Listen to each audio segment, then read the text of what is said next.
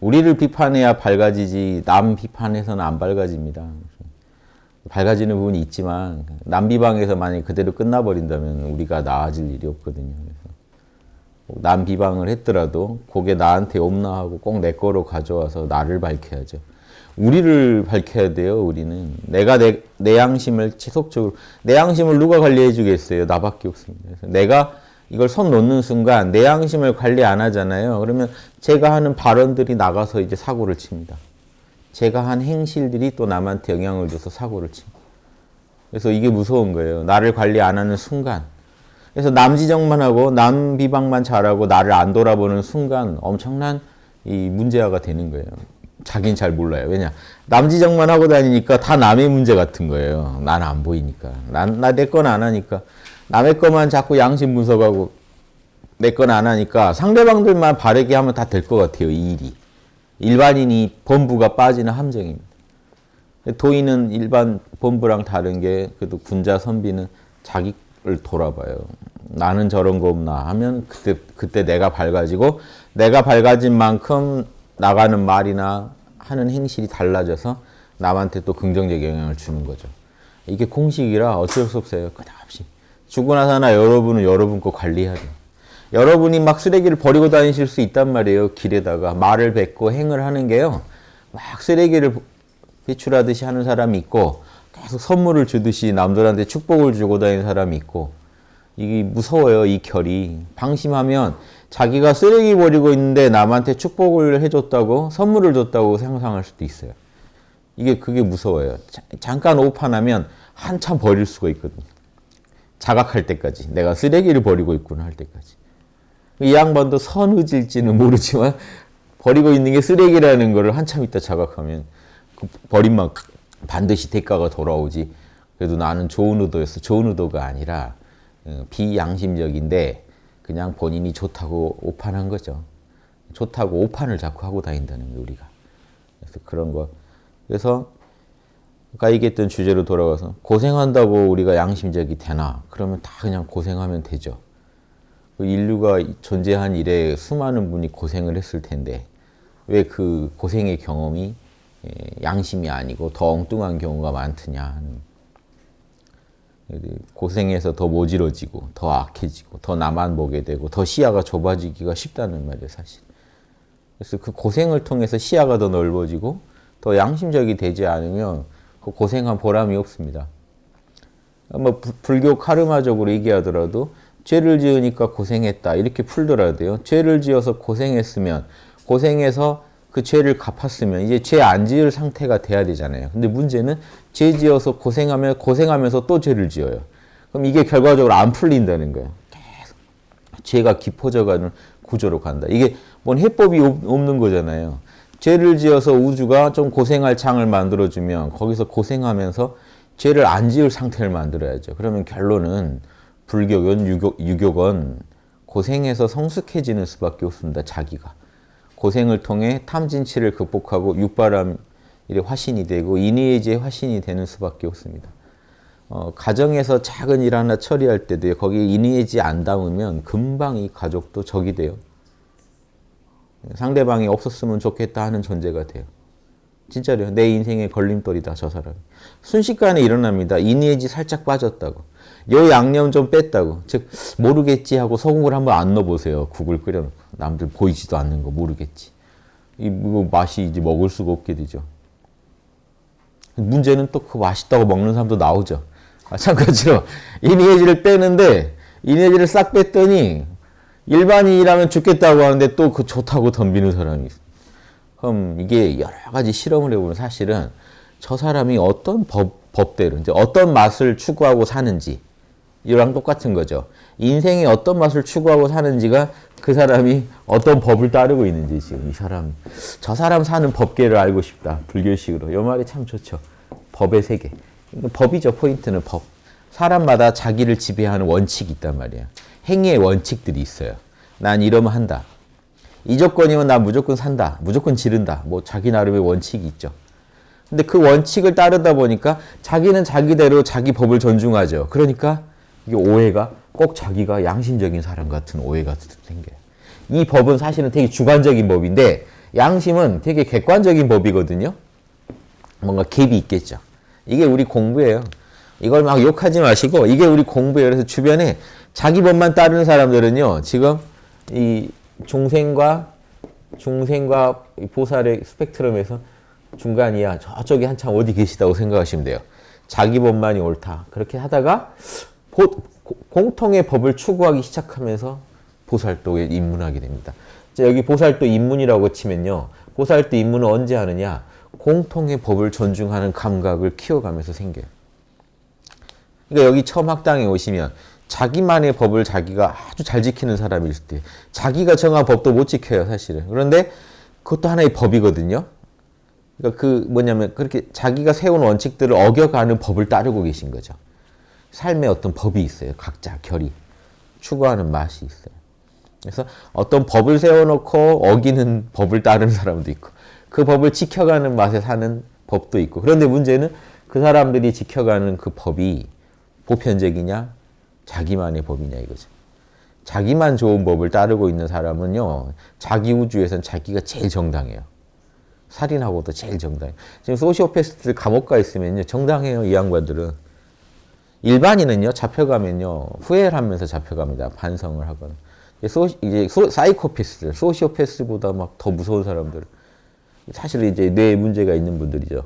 그러면 사실 공감이 잘 안 되잖아요. 그러니까 사이코패스라고 다 범죄자가 아닌데 그 중에 이제 범죄자가 된 유형들은 한 명이라도 더 못 죽이고 들어온 걸 안타까워합니다. 즉 자기 법을 충실히 이행을 못한 걸 안타까워합니다. 그럼 이 양반은 아주 법이 다른 거예요. 사는 법이. 이해하시죠? 그러니까 이렇게 달라요. 우리는요. 잘 살아보세요 하고 하면서 노력하면서 계속 엉뚱한 짓을 하는 법을 따르고 있는 거예요. 잘 살려고 하나 사실은 잘 모르겠어서 현실에서 오히려 죄를 막 짓고 있는. 그래도 잘 살아보려는 마음이 있는 그런 법을 따르고 있는 거지. 내가 잘 살아보려고 다 한 짓이야 라는 이유로 자기가 한 모든 거를 옳은 거다. 난 나대로 사실 법을 따르고 있다라고 강변하셔봤자 그거는 이제 그 개인이 추구할 일이지 양심상 추구할 일은 아니거든요. 그래서 이런 거 미묘하죠. 각자 어떤 법을 따르고 계신지, 즉 내가 중요한 순간에 어떤 결정을 하는지 잘 보세요. 선택을 할 때 어떤 기준으로 선택을 하는지 진심으로요. 거짓이 가능한 게요. 나는 다 남을 위해 선택했다고 착각하는 수가 있어요. 나는 다 가정을 위해서 선택했어, 희생했어 라고 하는데 돌아보면 사실은 자기 살이 사욕인 경우도 많습니다. 자식을 위해서 희생했어 하는데 사실은 자식을 지배해서 내 욕망을 추구하고자 나는 안 될 것 같으니까 자식한테 기대고 있는 경우도 있어요. 가정에 그런 경우 많죠. 너는 영어를 잘해야 돼. 왜요? 엄마가 못했으니까. 좀 이상하죠. 엄마가 못했는데 왜 내가 잘해야 되지? DNA가 그 DNA라면 못하기가 쉬운 건데요. 그렇죠? 그러니까 뭐냐면 그러니까 근데 잘할 수도 있죠. 그러니까 혹시나 하고 투자해보는 건 좋은데 강요까지 하면 뭔가 상대방의 의지는 없는 거잖아요. 자기는 사실은 누가 그렇게 강요했으면 싫었을 텐데 남한테는 투사하는 게 그게 이제 내 법을 남한테까지 확장하려고 합니다. 속성이. 다 내 원칙만 남들이 다 들어주면 세상이 금방 바르게 될 것 같이 보여요.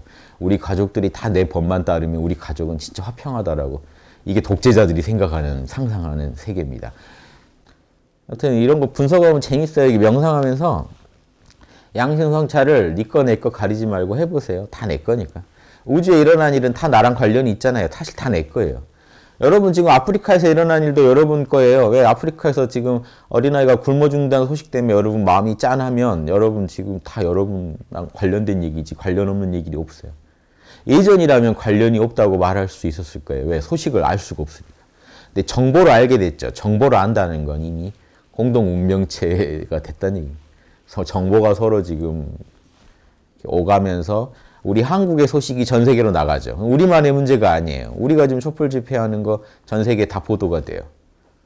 말레이시아에서 뭐 김정남 죽은 거 막 전 세계가 다 보도해요. 그러면 북한의 지도자도 지금 남의 얘기가 아닌 거죠. 내 얘기고 나랑 되게 가까운 얘기예요. 지금 우리랑 싸우고 있는 지금 휴전 중인 나라의 지금 리더 그 리더 그룹의 이야기니까.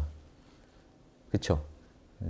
그렇다고 또 언론에서 지금 다른 우리나라 일 급한데 막 그것만 틀어주고 있는 것을 제가 맞다고 하는 게 아니고 다 우리 얘기다. 따지고 보면 전체가 우리 얘기니까 다 관련이 있다. 그러니까 일단 그런데 어떤 거 아무거나 막 분석하시라는 게 아니라 그런 일도 다 우리 일이니까 분석 대상은 된다는 얘기고요. 실제 분석하실 때는 한가할 때 하실 일이 있고 급하게 하실 일이 있잖아요. 이런 연구를 하실 때 내일이건 수신제가 치고 평천하가 한 원리이기 때문에 내가 양심적인지 분석할 수 있는 사람이 나라가 양심적인지 분석 못한다는 건 말이 안 돼요. 양심을 모르시니까 분석을 못하는 거지. 아니 보세요. 내 한 사람한테도 우주법이 어떻게 적용되는지 연구하는 게 개인 차원의 양심 분석입니다. 우주적인 거예요. 이건 우주적인 분석이에요. 한 주관적인 법을 가지고 분석하는 게 아니라 나의 이 주관적인 법이 우주적인 표준법하고 만나를 분석하는 게 양심 분석이기 때문에 개인만 분석하셔도 벌써 그건 우주적인 표준을 가지고 분석하는 거예요. 그 표준을 가지고 우리 나라가 잘 돌아가나 분석하는 게 이 치국 평천화하는 분석이에요. 똑같아요. 잣대가 똑같은데 사람들은 너가 개인 차원에선 잘할지 몰라도 나가서는 못할 것이다. 어떤 유튜브에 길을 안다고 길을 걷는 것은 아니다. 제가 그 말 해주고 싶다고요. 길을 모르면 걷지도 못한다. 지금 어떤 정치인이 길을 알고 걷죠? 그냥 학당한테는 너희는 길을 알지 모르지만 길을 걸어본 건 아니지 않냐. 그럼 다른 정치인한테도 비판하세요. 길을 막 걷는다고 모르면서 막 걷는 거 아니다라고. 알아야 보세요. 모르고 막 걸으면요. 반대로 열심히 걸을 수도 있습니다. 알고 있으면요. 최소한 뒤로는 안 가요. 굴러도 앞으로 가지 뒤로 안 굴러요. 길을 안다는 게 얼마나 중요한 건데 지금 저를 칭찬해 주시는 건지 비판하시는 건지 그렇게 생각하시면 안 됩니다. 길을 알아야 길을 걷는다. 알아야 내비가 정확해야 1m라도 전진할 수 있는 거예요. 내비가 정확하지 않으면 가다가도 옆으로 빠지고 가다가 막 역주행하고 마음대로 합니다. 그래서 길을 모르니까. 그래서 막 걷는다고 좋은 게 아니고 알고 한 걸음씩 걸어가자는데 그러려면요. 경물을 해야 돼요. 경물. 사물이라는 거는요. 마음과 대립되는 사물이 아닙니다. 마음도 지금 물건이에요. 물건은 다 분석하라는 거예요. 그러니까 대상이에요. 대상. 분석의 대상을 그냥 물건이라고 한 거예요. 그러니까 마음도 하나의 물건이에요. 그러니까 경물치지, 성의정심, 수신제가 치고 평천하에 나오는 그것들 다 물건이에요. 사실은. 뭐냐면 성의면은 마음을 생각을 정성스럽게 하라죠. 그럼 생각이 대상이죠. 물건이죠. 생각이라는 놈이 각각의 법칙을 가지고 있는 굴러가는 존재들을 다 물건이라고 하는 겁니다. 대상. 생각도 어떤 결이 있죠. 그럼 그 결을 잘 파악해서 올바른 생각을 해라. 마음도 올바르게 써라. 마음도 하나의 물건이죠. 자기만의 공식이 있어요. 그 법을 잘 파악해서 올바르게 써라. 이해되시죠? 그래서 이게 물건은 꼭 마음까지 다 포함한 겁니다. 일체의 모든 존재들, 어떤 대상들에 대해서 경물하라. 나무가 이렇게 이거 둘 다 가지입니다. 아래로 향하는 가지, 위로 향하는 가지. 뿌리는 여기다 따로 표시해요. 그럼 근본 본자가 되죠. 말단은 여기다 따로 표시해요. 그러면 말단 말자가 되죠. 그러니까 본말을 다 함축한 말이에요. 나무가 이렇게 뿌리까지 있는데 각자를 쓴 이유가 각자가 이렇게 발바닥이 집으로 향하는 모습입니다. 낮에 놀다가 밤에는 각자 자기 집으로 들어간다는 걸 상징해요. 이게 집이에요. 집으로 들어가는 발바닥 모양이에요. 발자국을 그려놓은 거죠. 집으로 돌아간다는 게 어딜까요? 뿌리요. 가지에서요. 어떤 가지에서 출발해도 좋아요. 여러분 그러니까 음악에서 출발해도 좋아요. 음악, 뭐 기술, 운동, 뭐 기계, 의학. 뿌리를 캐고 뿌리로 들어가면 어디로 들어갈까요? 본질을 만나요. 근본을 만나요.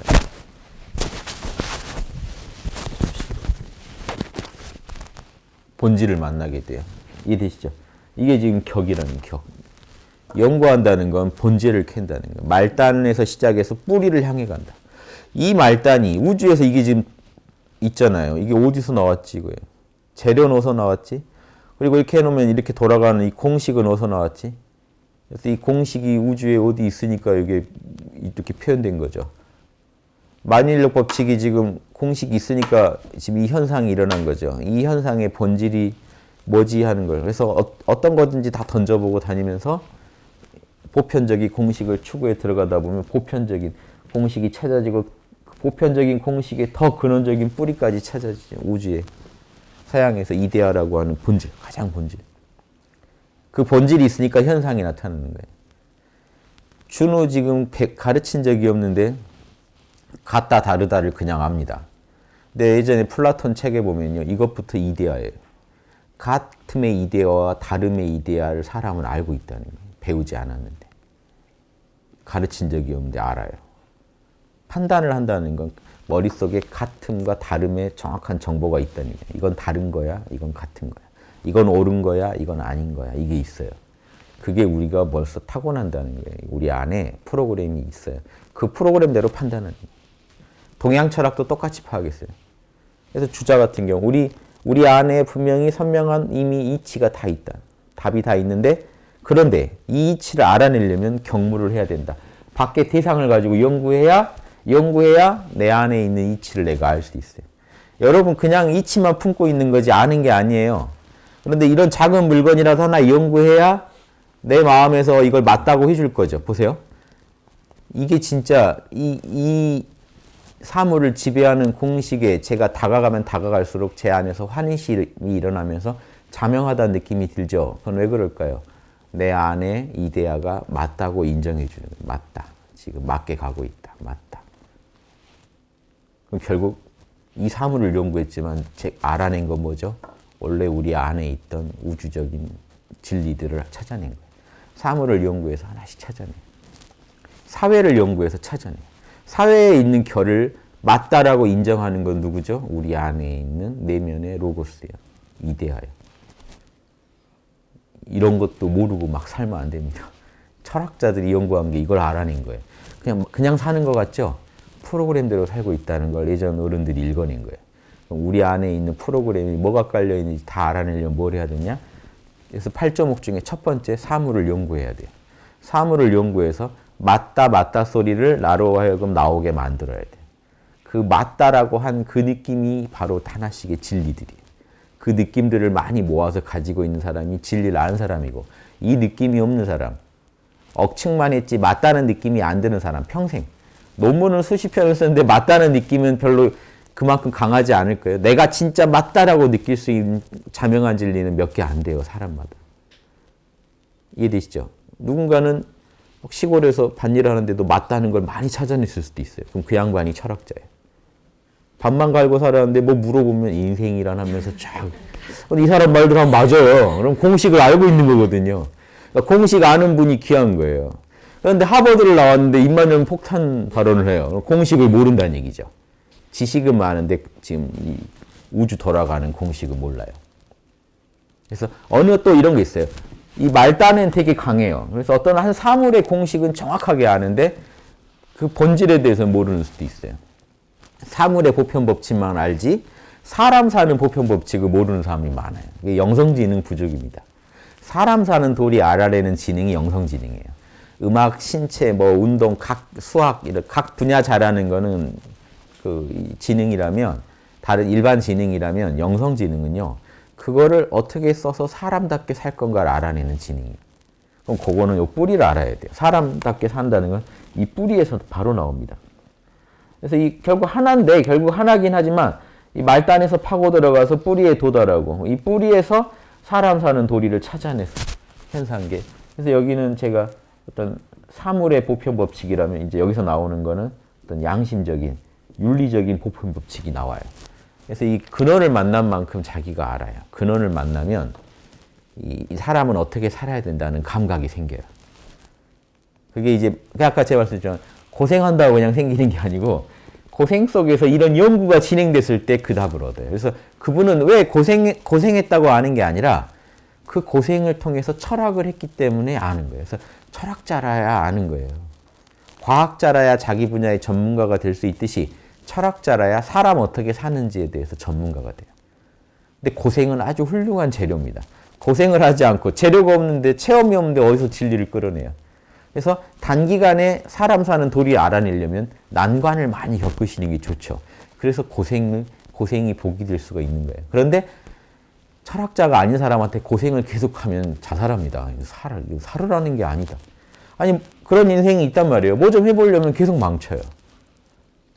결혼을 했던 가정이 날아가요. 뭘 사업을 했더니 사업이 날아가요. 또 다시 누가 또 도와서 제기를 해서 또 큰맘 먹고 벌렸더니 또 사기를 당해요. 계속 이런 일 반복되면요. 살 수 있나요? 살 수가 없죠. 아니 어떤 분들은 진짜 여러분이 객관적으로 봐도요. 나라도 저러면 살기 싫겠다 하는 그런 삶이 있어요.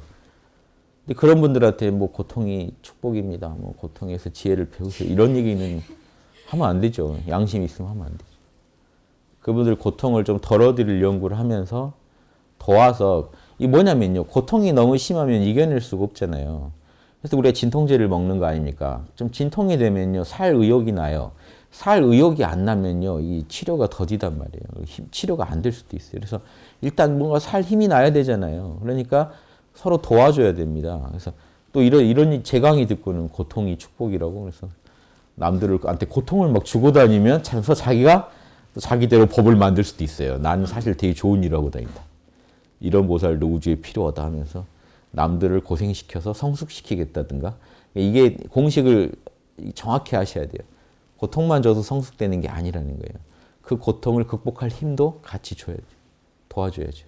그래서 보살이 하는 일은 뭡니까? 예. 보살이 고통을 안 줘도 우주엔 고통이 넘쳐요. 그러니까 고통을 따로 줄 연구까지 하실 필요가 없고 가끔 줄 필요가 있을 때가 있어요. 즉 범죄자들은 일부 우리가 고통을 작정하고 줘야 된다. 우주가 안 줘도 인간이 줘야 돼. 왜냐? 그 사람도 각성할 기회가 필요하니까. 이걸 공식을 아는 사람이 써야 돼요. 이 고통도 아무나 주면 안 돼요. 그러니까 일반인이 막 돌팔매해서 사람 죽이려니까 예수님이 막아주잖아요. 그러니까 그런 식으로 그럼 거기 있는 사람이 다 같이 죄를 짓게 되니까 안 된다는 거예요. 그래서 이 양심 전문가는 고통이 꼭 필요한 것은 고통도 드릴 수 있습니다. 왜? 그걸로 인해 이게 약이라는 확신이 있으니까. 즉 의사가 수술할 때 상대방을 아프게 하지만 그래도 째야 됩니다라고 주장하는 거는 째고 나면 당신은 진짜 쨌던 고통을 아무것도 아닌 그런 큰 걸 얻는다. 이런 확신이 있어야 돼요. 그래서 여러 방편을 씁니다. 그런데 일반적으로 이 고통을 통해 극복하려면 보살이 도와주기 전에 보살도 그걸 도와줄 겁니다. 스스로 그거를 양심적으로 이겨내는 힘, 이걸 키우셔야 돼요. 양심 성찰하면서 자신의 고통을 양심적으로 계속 풀어가다 보면요. 고통이 온 것에서 이것도 안 돼요. 하나님 날 사랑해서 고통을 주셨다. 이러고 넘어가면 배우는 게 없어요. 또 고통이 올 때 아버지가 또 사랑하시네. 그래서 나중에 아버지 좀 부담스럽습니다. 이건 아닌 것 같아요. 이런 얘기를 해봤자 이 사람이 지혜가 는 게 하나도 없잖아요. 지혜가 늘어요. 무조건. 자빠져도 지혜는 하나 얻어서 살아나야 돼요. 그 방법은 여러분이 다 알고 계셔야 돼요. 그 지혜를 얻는 방법이 뭐냐. 고통이 왔을 때 양심 분석을 통해 자신의 욕심의 문제점도 진단해보고 자신의 에고가 지니고 있는 우주 표준과 안 맞는 쓸데없는 법들이 있죠. 자기만의 원칙들도 내려놓고 이게 자기를 반성할 수 있는 소중한 기회가 돼요. 그래서 반성을 해서 우주 법에 맞게 자신을 세팅할 수 있는 기회입니다. 뭔가 난리가 났을 때 새롭게 구조조정할 수 있는 기회죠. 이 전체 공부하는 방식, 살아가는 방식을 한번 바꿔보시라는 거예요. 그래서 고통이 자꾸 온다는 건요. 그걸 극복만 잘한다면 계속해서 성장할 수 있는 계기가 되는 거예요. 근데 만약에 고통이 온 거를 양심 분석을 안 하고 탐진치로 대항한다면요. 분노로 대항해도 탐진치 중에 분노로 대항해도 문제고요. 어리석음으로 저항해도 문제고요. 탐욕으로 저항해서 그거를 막 다른 식으로 자기 유리하게만 풀이해도 안 돼요. 정확하게 실상을 봐야 돼요. 어떤 일 하나가 난관에 빠지면 거기에 내가 남들이 안 따라준다라고만 생각하지 말고 내가 남들한테 혹시 이니에지 어긴 거 없나 해서 그거를 계속 반성해서 고치시라고. 그러면 그게 하나의 큰 공부하기 좋은 계기가 되죠. 내 뜻대로 안 될 때 사람들은 반성하지 내 뜻대로 되면요. 하늘이 나를 응원한다고 생각해서 절대 반성을 안 합니다. 남들한테 오히려 강요하게 돼요. 네가 하늘의 뜻을 지금 모르는구나 하고 우주는 나를 응원하는데 지금. 근데 서로 응원하는 사람들끼리 만나면 재밌겠죠. 종교전쟁 할 때 웃기잖아요. 다들 하느님한테 빌고 와서 둘이 싸웁니다. 아버지 뜻이 이루어지게 하소서 하고 와서 둘이 싸워요. 아버지 입장에서는 황당하죠. 그냥 싸우든가 싸우고 싶으면 왜 나를 거기 파는지. 불효자들끼리 부모님 핑계대고 둘이 싸우고 있으면 가관이죠. 부모님의 뜻은 서로 화목하게 살아란데 이게 말이 안 되죠. 인류는 그런 짓을 잘해요. 그러니까 여러분 인류가 공통적으로 갖고 있는 병증에 대해서 제가 얘기하는 거지 여러분 혼자 갖고 있는 걸 얘기하는 게 아니에요. 그래서 나한테도 당연히 있는 거고 여러분한테도 있는 거고 하고 반성을 그렇게 계속 하시면 더 밝아진다. 그러니까 명상만 하지 마시고 명상 끝나고 한 시간 정해서 이렇게 반성하시면 얼마나 밝아지겠습니까, 사람이. 이렇게 매일 밝아진 사람하고 매일 탐진치로 고통이 오더라도 매일 탐진치로 극복해버린 사람하고 나중에 완전히 다른 입장에 서게 돼요. 그러니까 어떤 경우에는 고통이 약이 되지만 어떤 경우에는 고통이 독이 된단 말이에요. 그래서 죽겠다는 사람한테 고통은 살 희망을 날려버리는 것일 수도 있죠. 그러니까 이렇게 고통에 대처하는 양심적인 어떤 방법을 잘 평소에 숙지하셔야 된다고 봅니다. 요걸 하나 읽어드리고 끝낼게요. 예전에 한번 읽어드렸는데 맹자의 대장부론을요. 지금 이런 거랑 관련해서 한번 들어보시죠. 하늘이 장차 이 사람에게 큰 임무를 내리고자 할 때는 이거 아주 누구나 좋아하죠. 되게 힘든 분들 블로그나 페북에 가면 이 글이 꼭 있습니다. 그런데 사람은 참 또 위기를 기회로 삼으려고 고통이 올 때 아버지가 도대체 나한테 얼마나 기대를 하시는 거야? 막 이러면서 저도 그러면서 버텼습니다만 이거를 좀 정확히 이해할 필요가 있어서 다시 읽어드릴게요. 하늘이 장차 이 사람한테 큰 임무를 내리고자 할 때는 큰 임무는 뭘까요? 군자와 보살의 임무예요. 그러니까 여기 임무에다 아무거나 갖다 붙이지 마시라고. 하늘이 장차 큰 부자를 내리고자 할 때는 이렇게 이해하지 마시고 하늘이 장차 큰 임무, 즉 하늘을 대신할 임무가 뭐죠? 보살도예요. 군자도예요. 중생구제의 큰 임무를 나한테 맡기려고 할 때는 이 사람을 얼마나 갈궈놔야 됩니까? 하늘이 볼 때. 왜냐? 욕심 덩어리니까. 업장을 엄청 털어놔야 중생을 도와줄 수 있는 리더가 돼요. 그러면 그게 어떻게 오느냐? 보세요. 이게 그럼 결국 업장 털려면 무슨 짓 당해야 되는지가 써 있는 거예요. 반드시 먼저 그 마음을 고통스럽게 하고 에고 뜻대로 안 되게 막아요. 자꾸. 에고 뜻대로 잘 되면 그 에고는 자신을 돌아보지 않습니다. 양심을 돌아보지 않습니다. 욕심 성취에만 계속 더 전진하게 돼요. 왜? 이걸 성취하고 났더니 욕심 성취라는 게 똑같죠. 양심 성취도 그래요. 이걸 성취하고 나고는 다음에 이거 하고 싶어져요. 오늘 육바라밀을 어떻게 했으니까 다음엔 더 잘하고 싶다. 근데 욕심도 어때요? 오늘 요 물건 사면 그 다음에 요 물건 사고 싶죠. 신발 하나 바꿨더니 이제 옷도 바꿔야 되고 백도 바꿔야 되고 뭐 다 바꿔야 돼요. 아무튼 내가 이제 차까지 바꿔야 돼요. 거기에 걸맞는 차, 거기에 걸맞는 집, 거기에 걸맞는 뭐 이렇게 또 가족까지. 그래서 이게 욕심 추구도 가다 보면 남들을 다 갈구게 돼 있는 게 결국은 내 뜻대로 안 되니까 내 법대로 되기를 바라는데 한국의 이 교육의 문제점이 여성분들이 고생하신 만큼 보람이 안 나오는 거는 이런 보편적인 법을 가지고 자녀를 교육하지 않아서 그래요. 자신의 법을 가지고 자녀를 교육하니까 한국의 어머니들 덕에 이 교육열이 유지되고 이 나라가 이 정도 온 것도 있지만 부작용도 큰 거는요. 자신의 법이 과연 보편적인 법인가에 대해서 우리가 반성할 여유도 없다는 거예요. 사실은. 빨리 키워내서 우리 자녀가 이 생존 현장에서 살아남아야 됩니다. 그러니까 이렇게 살아온 거예요. 그래서 이게 그냥 단순히 제가 무슨 비난하려고 하는 게 아니라 이 결을 바꾸려는 방법을 여기서 찾아보자는 거죠. 해법을.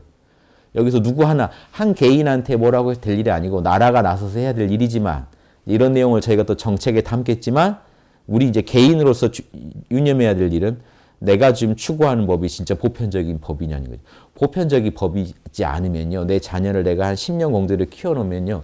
그때 세상은 또 달라져 있을 거예요. 그러니까 지금 우리가 10년 뒤까지 다 내다보고 막 법을 쓰는 게 아니잖아요. 그러면 정보가 귀해지니까 또 돈이 필요. 결국 돈 있는 사람만 재미 볼 수 있는 시스템으로 가겠죠. 그게 아니라 양심을 한번 택해 보시라는 거예요. 양심은 시공을 초월해서 보편적이에요. 그래서 누가 뭐 돈 있다고 정보 더 갖는 것도 아니에요. 그러니까 어차피 돈 있는 사람한테 딸리는 분야는 좀 내려놓고 마음 비우시고 대신에 양심 쪽에 한번 공을 들여보면 어떻게 될까요? 그럼 전혀 다른 해법이 나옵니다. 그렇게 하면 못 살지 않을까요? 아니에요. 전혀 다른 해법이 나와요. 그리고 결국은 모든 자녀가 양심적으로 교육받을 때 이 나라도 살고 여러분도 살고 부모도 대접받고 다 살 수가 있어요. 그런데 여기에 빠져버리면 자녀한테 결국 대접도 못 받습니다. 자녀가 양심을 배우지 않았기 때문에.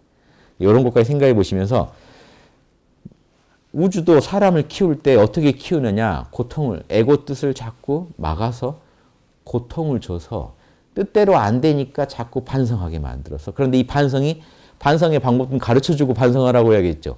양심 성찰을 하라고 자꾸 우주가 인도하는 거예요.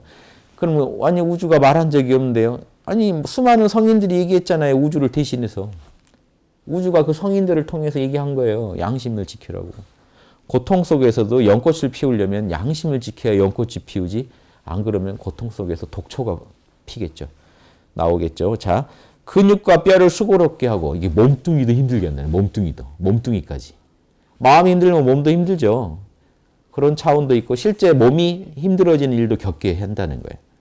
몸을 힘들게 해서 또 마음을 힘들게도 해보고, 마음을 바로 힘들게, 뜻을 좌절시켜서 마음을 바로 힘들게도 해보고, 몸을 고생시켜서 또 마음이 힘들게도 해보고, 그 몸뚱이와 피부를 굶주리게 하며, 그러니까 몸뚱이 욕심도 안 채워준다는 거예요. 욕심을 안 채워줘서 이 몸이 굶주리게 하기도 하고, 몸을 궁핍하게 하고, 행동을 하며 하는 바를 어그러지고 어지럽게 하니, 뭔가를 내 뜻대로 하려고 할 때 다 막아버리고, 말이 지금 중언부언이지 다 같은 소리입니다. 내 뜻대로 안 되게 막아버린다는 거예요. 내 몸도 힘들게 만든다는 거예요. 그런데 이게요, 그냥 가만히 있는데 괜히 힘들어지는 걸 갖다 여기다 붙이면 안 되겠죠. 큰 인물을 내려고 할 때는요, 양심적으로 살으라라고 내면에서 외치겠죠. 그런데 양심적으로 살려고 할 때 이런 일들이 당한다는 거예요. 이게 예수님이 말한 박해받는 자는 축복이 있을 것이다라는 말이랑 똑같은 거예요. 지금 양심대로 하려고 했더니 몸이 힘들어져요. 양심적으로 살려고 했더니 마음이 힘들어요. 내 뜻대로 안 돼요. 최근에 홍익당 좀 주변에 권했다가 마음이 고통스러워지고 막 또 추운데 홍보하려니 근육과 뼈가 수고로워지고 몸뚱이와 피부가 막 건조해지고 굶주려지고 행동을 하려고 했더니 누가 와서 자꾸 욕하고 가고 양심은 지랄 이러고 갑니다. 우리 하고 있으면 정당은 지랄. 그러니까 하도 어디서 피해를 많이 당하신 분들이 여기다 만만한 데다 퍼부으세요. 저기 새누리당 가서는 못 하실 분들이 꼭 약한 사람한테 와서 퍼붓습니다. 자, 이렇게 해가지고 자, 양심하려고 하는데 이렇게 힘든 일이 오는데 거기서 포기하면 되겠습니까? 그렇게 해서 어떻게 되느냐? 지금 이렇게 해가지고 마음을 요동하게, 마음을 자꾸 흔들어놔요. 너 진짜 양심할 생각 있어? 하고 실험을 합니다. 그걸 이겨내고 시험, 난 자명해요라는 끝없이 다시 자신을 새롭게 인가하게 만들어요. 내가 지금 과연 정당한가? 나는 자명한가를 자꾸 의문 내게 만든다는 거예요. 힘들게 하면. 사람이 힘들면 다시 반성해봐요. 내가 뭔가 양심에 어긴 게 있지 않나? 그래서 성질을 참아낸다는 거는 에고의 습성을, 에고의 그 성격을요, 자신의 성격이 있어요, 되게. 그리고 그 성격은 평생 안 바뀝니다, 되게. 근원적인 충동이 있어요. 그 조건만 되면 그렇게 움직이려는 어떤 프로그램이 깔려 있어요. 여러분이 아무리 성격이 바뀌었다고 해도 그 흔적이 있습니다. 그래서 잠깐 방심하면 그 조건에 딱 그 반응이 나와요. 근데 깨어있으면 막을 수도 있어요. 그래서 성격을 바꾼다는 게 제가 성격 고치지 마시라니까 그냥 못된 거 그대로 유지하시려는 분인데 그게 아니라 방법을 바꾸는 거예요. 성격을 바로 바꾸겠다고 덤비지 마시고 성격은 그대로 두고 양심만 지켜보시라는 거예요. 그러면 성격도 바뀐 맛이 나는 거죠. 그런 프로그램이 깔렸더라도 그 프로그램에서 쓸 수 있는 제일 상급의 모습이 나와요. 그래서 그 성질을 참아내게 한다는 건 자기 성질대로 못하니까 결국 양심을 따르다 보면 자기 성질대로 못하고 상황이 내 성질 못 부리게 막아주고 하면서 평소 못하던 짓을 하게 만들어요. 그래서 그 할 수 없는 바를 도와서 잘 못하는 거를 도와서 단점을 극복해서 잘할 수 있게 해준다. 그 단점을 극복할 수 있게 해준다.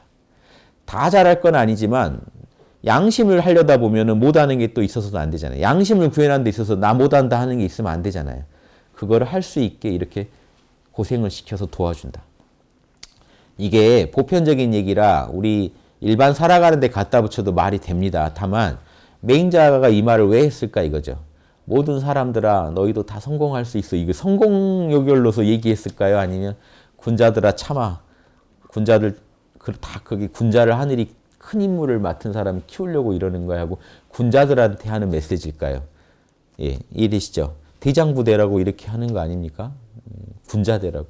그러니까 여러분들도 군자 되시려면 의뢰의 그런 좀 양심을 따르다 보면 에고가 이렇게 고생하게 되는 건 의뢰이 오는 거예요. 에고가 싫어할 일을 여러분이 하신 거죠. 선택을 하신 거니까.